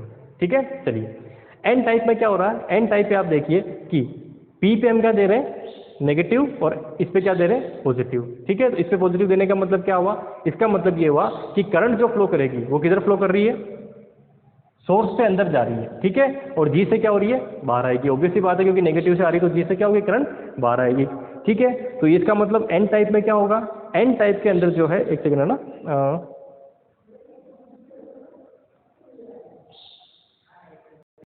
जी ठीक है, जी पे जाना है। तो एन टाइप में क्या होगा, करंट इधर फ्लो कर रही है ना, एस से उधर फ्लो कर रही है। और अगर हमें इसको देना है तो इसका मतलब क्या है, इस पर दे रहे हैं हम रिवर्स बायस, तो रिवर्स बायस दे रहे हैं, इसका मतलब क्या हो गया कि जो होल होंगे, यानी कि इधर क्या है, इसके अंदर हाईली डोप्ड होल है, ठीक है। तो हाईली डोप्ड होल है तो होल क्या होंगे इसमें, ये होगा होल, होल जाएंगे अंदर की तरफ, ठीक है। तो होल जब अंदर की तरफ जाएंगे तो इसका मतलब ये होगा इस तरह से कनेक्ट है, ठीक है। करंट क्या होगी, अंदर की तरफ जाएंगे, ठीक है। पी टाइप वाले में क्या होंगे, इलेक्ट्रॉन है, ठीक है। पी टाइप वाले में क्या है, इलेक्ट्रॉन है। तो इलेक्ट्रॉन क्या करेंगे, देखिए आप, होल क्या करेंगे, अंदर की तरफ जाएंगे। पी टाइप वाले में क्या है, पी टाइप वाले में इलेक्ट्रॉन है, तो इलेक्ट्रॉन है तो इलेक्ट्रॉन किस तरफ आएंगे, इधर पॉजिटिव की तरफ आएंगे। इलेक्ट्रॉन क्या होंगे, पॉजिटिव की तरफ आएंगे। इधर ये किससे, नेगेटिव से कनेक्टेड, किधर जाएंगे, अंदर जाएंगे, है ना। तो जब इलेक्ट्रॉन इधर की तरफ आएंगे तो इसका मतलब पी टाइप में क्या होगा, करंट बाहर की तरफ होगी, ठीक है। या इस तरह से देख सकते हैं कि एन टाइप में जी जो है वो क्या होता है, पॉजिटिव होता है, यानी कि होल है तो होल किस तरफ जाएंगे, अंदर की तरफ, और इलेक्ट्रॉन किस तरफ आएंगे, बाहर की तरफ। इस तरह से आप इसको देख सकते हैं, ठीक है। कोई समस्या है यहाँ तक, कोई समस्या होनी भी नहीं चाहिए, ठीक है। दूसरा क्या देख सकते हैं, क्योंकि देखो इसमें क्या हो रहा है, एन टाइप में इलेक्ट्रॉन इस तरफ जा रहा है तो करंट क्या हो रही है, इधर आ रही है। तो करंट जब इस तरफ आ रही है, यानी कि सोर्स की तरफ आ रही है, तो इसका मतलब ये क्या होगा, अंदर की तरफ जाएगी, ठीक है। इधर क्या हो रहा है, पी टाइप में, पी टाइप में होल है तो होल क्या कर रहे हैं, उधर जा रहे हैं ड्रेन की तरफ, यानी कि होल खुद मूव कर रहे हैं एस से दूर की तरफ। तो एस से अंदर जा रहे हैं तो इसका मतलब करंट किधर निकलेगी, बाहर निकलेगी। किसी भी तरह से याद कर सकते हो, आपको याद करने का एक जो है ट्रिक, जो भी दोनों में से पसंद आई उसको एक को देख लेना, ठीक है। चलिए, क्योंकि देखो एनपीएन में भी क्या हो रहा था, एनपीएन के अंदर जब हम बात कर रहे थे, जब डायग्राम बनाया था हमने, तो हमने क्या कहा था कि जो पी है ना, पीएनपी जो था, पीएनपी में क्या हो रहा है, होल है तो होल क्या हो रहा है, अंदर की तरफ जा रहे थे। एनपीएन में क्या था, इलेक्ट्रॉन थे वो बाहर की तरफ आ रहे थे। तो इस तरह से हम गेट की करंट को उससे कनेक्ट कर सकते हैं कि पी में क्या होगा, एन में क्या होगा, ठीक है। चलिए, हो गया सॉल्यूशन, कोई समस्या नहीं है। एन टाइप और एन चैनल और पी चैनल में जो है कैसे सिंबल डायग्राम होंगे उसकी हमने बात यहाँ पे कर ली है, ठीक है। चलिए, अब जो नेक्स्ट है, नेक्स्ट हम बात करते हैं किसकी, कि इसका जो है इक्वेशन, जो इसको जोड़ने के बाद में, कनेक्शन करने के बाद में इसका सर्किट डायग्राम, सॉरी इसका जो है आपके पास ग्राफ कैसा बनेगा उसकी मैं बात करना चाहूँगा, ठीक है। तो आप देखिए, किसी एक को ले लेता हूँ मैं, एन टाइप से सारी इक्वेशन सोल्व कर देता हूँ ना, बार बार हम पी टाइप से नहीं करेंगे। तो एन टाइप की अगर बात करते हैं तो इसमें क्या होगा, आउटपुट के अगर कैरेक्टरिस्टिक्स बनाते हैं हम लोग, ठीक है, आउटपुट के अगर अभिलाक्षणिक बनाते हैं तो क्या होगा, आप यहाँ से एक वोल्टेज देंगे पहले, है ना। जब आप इसको रिवर्स बाइस वोल्टेज देंगे तो रिवर्स बाइस में क्या होता है, रिवर्स बाइस में जो आपकी जंक्शन होती है, उस जंक्शन की क्या होती है, चौड़ाई बढ़ती जाती है। जैसे जैसे वोल्टेज देते हैं वैसे क्या होगा, चौड़ाई बढ़ती जाती है। तो इसका मतलब क्या हुआ, ये गेट की तरह काम कर रहा है। जैसे जैसे रिवर्स बाइस बढ़ाओगे वैसे वैसे क्या होगा, ये चौड़ाई इसकी बढ़ती जाएगी। तो बढ़ती जाएगी, इसका मतलब इस इलेक्ट्रॉन को इसमें से जाने के लिए क्या है, जगह कम मिलेगी। अब जैसे आप मान लीजिए रिवर्स बाइस बढ़ाया तो ये चौड़ा हो, इधर चीज, तो क्या होगा, पाथ जो है वो सकड़ा हो गया, फिर और बढ़ाएंगे तो और सकड़ा होगा। ऐसे करते करते करते करते क्या होगा कि जब एक ऐसी वोल्टेज होगी जहाँ पे क्या होगा, दोनों रीजन एक दूसरे को टच कर जाएंगे। टच करने के बाद क्या होगा कि वहाँ पे इसका फ्लो जो है वो क्या हो जाएगा, बंद हो जाएगा, ठीक है। तो इस जी जो हमारे पास सोर्स और गेट वोल्टेज, इस सोर्स और गेट वोल्टेज की वजह से हम क्या करते हैं, इसका ये डिसाइड करते हैं गेट कितना खोलना है ना। गेट खोलना किससे होता है, इसलिए हम क्या बोलते हैं, इसको गेट बोलते हैं, क्योंकि इससे जंक्शन है, उस जंक्शन की चौड़ाई जो है, उसकी विड्थ है वो क्या होती है, कम ज्यादा होती है। किस वोल्टेज से, इसकी वजह से, क्योंकि रिवर्स बाइस में हमको, अब जब डायोड पढ़ाया था, डायोड में क्या कहा था, डायोड में जब हम रिवर्स बाइस लगाते हैं तो उसकी जंक्शन होती है, वो वोल्टेज बढ़ाने के साथ साथ, रिवर्स बाइस वोल्टेज बढ़ाने के साथ साथ क्या होता है, जंक्शन की जो है विड्थ बढ़ती जाती है, ठीक है। रिवर्स बाइस वोल्टेज कम करने के साथ जंक्शन की विड्थ कम होती जाती है। सेम चीज यहाँ है इसके अंदर, ठीक है। इसलिए हम क्या बोलते हैं इसको, गेट। ये गेट कम और ज्यादा खुलता रहता है, इस वजह से इसका क्या नाम दिया हमने, गेट नाम दिया हुआ है, ठीक है। इसके अगर ग्राफ देखते हैं हम लोग तो निर्गम यानी कि आउटपुट अभिलाक्षण देखते हैं। आउटपुट में क्या है, करंट कौन सी है, आउटपुट कौन सा है, डी। तो इसमें करंट कौन सी होगी, आई डी। वोल्टेज किस किस के बीच में, एस और डी के बीच में, तो ये क्या होगा, एस डी, ठीक है। वोल्टेज क्या होगा, एस डी जो है इसका वोल्टेज होगा। डी एस लिखा है वैसे, क्योंकि पॉजिटिव में ना, D S, sorry, S D की जगह डी एस। ग्राफ कैसे होंगे, बड़ा सिंपल सा है। स्टार्टिंग में क्या होगा, क्योंकि जब आपने वोल्टेज फिक्स कर दिया, आपने फिक्स करने के बाद जो है आपने इसको वोल्टेज को बढ़ाया, वोल्टेज बढ़ाएंगे तो क्या होगा, करंट धीरे धीरे बढ़ेगी, बढ़ते बढ़ते एक टाइम के बाद क्या हो जाएगी, कांस्टेंट हो जाएगी, ठीक है। तो क्या होगा, पहले करंट बढ़ेगी, बढ़ते बढ़ते एक टाइम के बाद कांस्टेंट हो जाएगी, फिर कांस्टेंट होने के बाद फिर और ज़्यादा आपने वोल्टेज बढ़ाया तो क्या होगा, वहाँ पे ब्रेकडाउन हो जाएगा। ब्रेकडाउन होकर आपको क्या मिल जाएगा, इस तरह से एकदम से हाई करंट मिलेगी। सिमिलरली फिर यहाँ जाओगे, ये आगे बढ़ेंगे, आगे बढ़ के फिर क्या हो जाएगा आपका ब्रेकडाउन, तो कुछ आगे जाके फिर इसमें ब्रेकडाउन हो जाएगा, ठीक है। ये क्या है, अलग अलग VG के लिए है ना, ये VG जो है हमने VGS जो है हमने अलग अलग वोल्टेज पे लिया है, ठीक है। जितना ज़्यादा VGS होगा, यानी कि जितना ज़्यादा VGS होगा उतना ही क्या होगा, ये कम होगा, है ना। क्या है कि यहाँ VGS कितना है, ये मतलब VGS जो है मान लीजिए VGS था -5 वोल्ट पे, तो ये कितना है VGS -4 वोल्ट पे, ये कितना है VGS -3 वोल्ट पे। तो इसका मतलब क्या है कि जितना ज़्यादा ये वोल्टेज रखोगे उतना ही क्या होगा, गेट चौड़ा मतलब गेट जो होगा वो क्या होगा, बढ़ेगा, गेट बढ़ेगा। तो इसका मतलब क्या है, रिवर्स बायस की वो जो है वो अब विड्थ बढ़ेगी तो यहाँ से जाने वाला जो रास्ता होगा वो क्या होगा, सकड़ा होगा तो करंट क्या मिलेगी आपको, कम मिलेगी। आपने जैसे इसका रिवर्स बायस वोल्टेज कम किया, कम करते थोड़ा सा गेट खुलेगा तो करंट और ज़्यादा हो जाएगी, और कम करोगे तो और गेट खुलेगा तो और करंट क्या हो जाएगी, कम होती जाएगी। तो ये जो है आपके पास ग्राफ होता है। अब यहाँ से जो है अगर मान लीजिए ये जहाँ से ये कांस्टेंट करंट होना स्टार्ट होती है उसे मैं क्या बोलता हूँ, VP, है ना। उसको एक नया नाम दे दिया मैंने, VP जो है वो नाम दे दिया है, ठीक है। तो इसके जो अब याद रखने वाली चीज़ जो है वो आपको दिमाग में रखनी है। क्या याद रखना है कि जो ID होगी हमारी, है ना, ID जो करंट होगी वो करंट क्या होगी, ठीक है। तो IDS यानी कि इसमें जो फ्लो करने वाली करंट होगी वो होगी IDSS1 minus VGS upon VP square, ठीक है। ये दिमाग में रखना, एक फॉर्मूला है बस, इस एक फॉर्मूले की वजह से मैंने कोई इतनी सारी रामायण करनी पड़ी, ठीक है। सिंबल डायग्राम आपके क्वेश्चन में आ सकता है, ठीक है। इसको कौन सी सोर्स वोल्टेज देते हैं वो आपके थ्योरेटिकल क्वेश्चन में आ सकता है, ठीक है। और ये जो चीज़ है आपको एक दिमाग में रखनी है कि IDS यानी कि यहाँ जो करंट फ्लो करने वाली है इसके बीच में S और D के वो क्या होती है, DSS, ठीक है। किसके, DSS और 1 माइनस VGS अपॉन VP का होल स्क्वायर, ये एक ही फॉर्मूला है इस ट्रांजिस्टर वाले केस में। अब ये IDSS क्या होगा, इसे बोलते हैं संतृप्त धारा यानी कि सैचुरेशन करंट, ठीक है। ये आपको इक्वेशन जो है वो उसके अंदर दी हुई रहेगी। और नॉर्मली जो है VP जो होता है वो क्या होता है, वो होता है VGS का हाफ नॉर्मली, लेकिन आपको क्वेश्चन में VP और VGS दोनों गिवन होंगे, ठीक है। चलिए, जब ये गिवन होंगे तो आप इसमें आराम से सॉल्यूशन कर सकते हैं। इसकी आपको एक इक्वेशन जो है वो एक और है जो मैं आपको यहाँ बताना चाहूँगा, RD, ठीक है। एक है यहाँ पे RD का मतलब है कि जो ड्रेन रेजिस्टेंस कितना होगा, ठीक है। तो ड्रेन रेजिस्टेंस कितना होता है, तो वो सिंपली है, तो आउटपुट की वोल्टेज कितनी है VDS अपॉन आउटपुट की करंट कितनी है ID, ठीक है। तो ये जो होगा ये क्या होगा, इसका ड्रेन रेजिस्टेंस, यानी कि आउटपुट का जो रेजिस्टेंस होगा वो कितना होगा, RD इक्वल टू VDS, क्योंकि आउटपुट की करंट कितनी है D और S के बीच में VDS, और इधर करंट जो फ्लो करेगी वो कितनी करेगी ID करंट। वो IDS और ID दोनों एक ही चीज़ है ना, अलग अलग नहीं है ना, कंफ्यूजन मत होना, ये ID और IDS दोनों एक ही चीज़ है ना। ये करंट हो गई change in voltage upon change in current, क्योंकि देखो ये क्या होगा, जो आपके पास स्टैटिक रेजिस्टेंस नहीं है ना, क्योंकि करंट के साथ साथ वोल्टेज चेंज हो रहा तो स्टैटिक नहीं मिलेगा, वोल्टेज जैसे जैसे आप अलग अलग पॉइंट पे जाओगे तो अलग अलग रेजिस्टेंस मिलेगा। तो ये क्या है, जो आपके पास resistance RD equal to delta VDS upon delta I जो है वो हो जाएगा, ठीक है। चलिए, तो कुल मिला के ये सारी चीज़ें जो इसके अंदर हो गई है, ऐसा कुछ और है क्या जो आपको बताना लायक है? कोई भी चीज़ ऐसी नहीं है जो बताने लायक बची हो इसके अंदर, ठीक है। तो आपको सिंपली एक क्वेश्चन जो है मैं बता देता हूँ वो सोल्व कैसे करना है, और देन उसके बाद के अंदर अपन आगे बात करते हैं। इसमें RD मैंने आपको बता ही दिया है, ठीक है। कुछ नहीं पूछेंगे, आपको दिमाग में रखो, सिर्फ ये वाला फॉर्मूला दिमाग में रखना है। अगर एक न्यूमेरिकल क्वेश्चन सिंपली पूछते हैं तो इस पर पूछा जा सकता है, लेकिन वो भी कंफर्म नहीं है ना। सिर्फ और सिर्फ आपको ये फॉर्मूला और ये दोनों चीज़ें जो है आपको पूछी जा सकती है, उसमें भी ये जो है ये इंपॉर्टेंट है। तो FET के अंदर कुछ भी ऐसा नहीं है ना, इसलिए मैंने आपको हाथों हाथ 15 मिनट में करवा दिया इसी टॉपिक के साथ में, क्योंकि बार बार इसको आगे 15 मिनट का मैं लूँगा नहीं, क्योंकि नेक्स्ट जो आपके पास वीडियो होगा वो ऑपरेशनल एम्पलीफायर, क्योंकि अब MSc वाले में पहुँच जाएंगे। Operational amplifier 2 video operational amplifier पढ़ेंगे, फिर हम डिजिटल इलेक्ट्रॉनिक्स में चले जाएंगे, और 4 या 5 वीडियो में डिजिटल इलेक्ट्रॉनिक्स कंप्लीट होकर आपकी इलेक्ट्रॉनिक्स कंप्लीट हो जाएगी, ठीक है।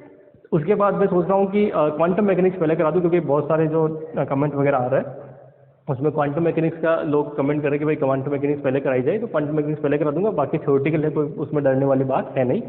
किसमें, नेट के लिए नहीं, आपके लिए है ना, क्योंकि जो फर्स्ट गेट की तैयारी कर रहे हैं उसके लिए थ्योरेटिकल ही है क्वांटम मैकेनिक्स, उसको न्यूमेरिकल पे ज़्यादा जोर नहीं देना है, और जो देना है वो मैं आपको बता दूंगा, ठीक है। ये फॉर्मूला आपको याद करना है FET में, और कुछ याद नहीं करना है, ठीक है। एक मैंने वो जो सिंबल डायग्राम बनाए थे बस वो याद करना है। तो आज के लिए इतना ही काफ़ी लंबा वीडियो हो गया है, आराम से देखें, अगर समझ में नहीं आता तो बार बार यूज करते रहें, और ज़्यादा लोड लेने की जरूरत नहीं है। FET का सिर्फ एक फॉर्मूला दिमाग में रखना आपको है, ठीक है। अगर ये रखोगे तो आप आराम से सोल्व कर पाओगे सारी चीज़, ठीक है।